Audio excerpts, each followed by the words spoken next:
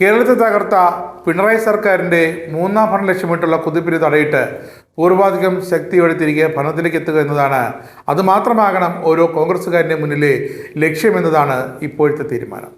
ശബരിമല സ്വർണ്ണക്കൊള്ള, കേന്ദ്ര സർക്കാരിൻ്റെ തൊഴിലുറപ്പ് പദ്ധതി ഭേദഗതി തുടങ്ങിയ വിവിധ വിഷയങ്ങളിൽ തുടർ സമരങ്ങൾ ശക്തിപ്പെടുത്താനും KPCC ലീഡേഴ്സ് സമ്മിറ്റിൽ തീരുമാനമെടുത്തിട്ടുണ്ട്. പ്രാവർത്തികമാക്കുന്നത് മാത്രം പറയാനും പറഞ്ഞത് പ്രാവർത്തികമാക്കാനും കോൺഗ്രസിന് സാധിക്കുമെന്ന സന്ദേശമാണ് സമ്മിറ്റ് നൽകിയത്. നിയമസഭാ തെരഞ്ഞെടുപ്പിൽ 100 സീറ്റ് നേടുക എന്നതാണ് പരമപ്രധാനമായ ലക്ഷ്യമെന്ന് AICC general secretary KC Venugopal സമ്മിറ്റിൽ തന്റെ നിലപാട് വ്യക്തമാക്കിയിരുന്നു. സമ്മിറ്റിലെ ചർച്ചകൾ പ്രകാരം പാർട്ടി മാർഗരേഖകൾക്കനുസരിച്ച് സ്ഥാനാർത്ഥി നിർണയം നേരത്തെ നടത്തും. വിജയ സാധ്യത തന്നെയാണ് പ്രധാന മാനദണ്ഡം സ്ഥാനാർത്ഥിയെ തീരുമാനിക്കാൻ.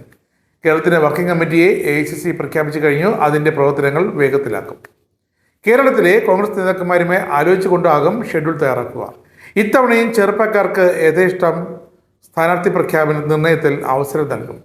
ചെറുപ്പക്കാർ, വനിതകൾ എല്ലാവരും ചേർന്നൊരു ബ്ലെൻഡായിരിക്കും സ്ഥാനാർത്ഥി പട്ടിക. പ്രഖ്യാപനം വരുന്നതിന് മുമ്പ് സ്ഥാനാർത്ഥിയെ സ്വയം പ്രഖ്യാപിച്ച് ചർച്ചയാക്കാൻ പാടില്ലെന്ന കർശന നിർദ്ദേശം KC വേണുഗോപാൽ നേരത്തെ തന്നെ നൽകിയിരുന്നു.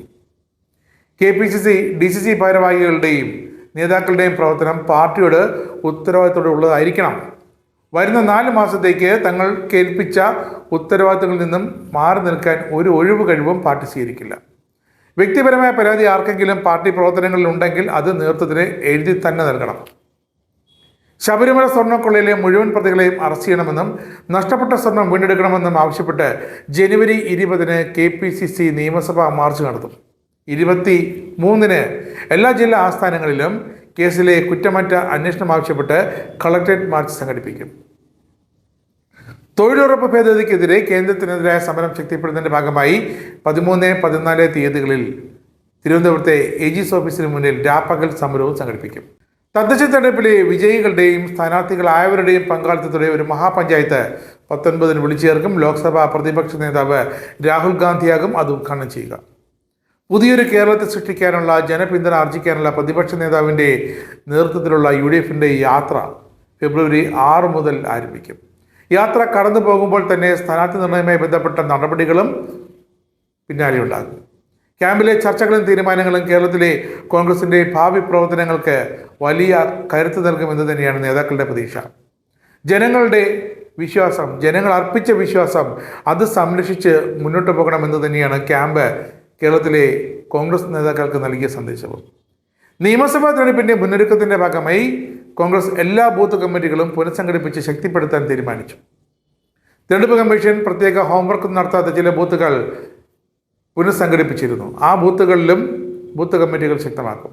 അശാസ്ത്രീയമായ വാർഡ് വിഭജനം, വോട്ടർ പട്ടികയിലെ ക്രമക്കേട് എന്നിവ എല്ലാം അതിജീവിച്ചാണ് ഈ തദ്ദേശ തെരഞ്ഞെടുപ്പിൽ കോൺഗ്രസ് മിന്നുന്ന വിജയം നേടിയത്. അതുകൊണ്ട് തന്നെ നിയമസഭാ തെരഞ്ഞെടുപ്പിൻ്റെ വോട്ടർ പട്ടിക അല്പം കൂടി കുറ്റമറ്റതായിരിക്കണം. ഓരോ കോൺഗ്രസ് പ്രവർത്തകനും തങ്ങളുടെ വോട്ടർ പട്ടിക പരിശോധിക്കുകയും തങ്ങളുടെ തൊട്ടടുത്തുള്ള അയൽപ്പക്കത്തുള്ളവരും ഒക്കെ അവരുണ്ടോ എന്നൊക്കെ പരിശോധിക്കണമെന്നും വ്യക്തമായ നിർദ്ദേശം നൽകിയിട്ടുണ്ട്.